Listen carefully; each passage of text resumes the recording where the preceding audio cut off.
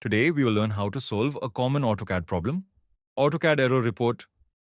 Sometimes while opening the software, a dialog box appears like this, and you can't run the software anymore. It can be solved in a few quick steps. First, search run from the search bar. Write this %app.a% and hit enter.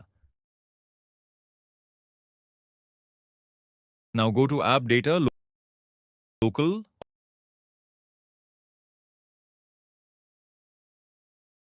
Autodesk, AutoCAD 2022.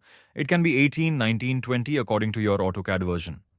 Click R24.1 ENU graphics cache. Then select all the cache files and delete it. Now restart your PC, your software will work again properly. Like and hit the subscribe button if it works. Let me know in the comment.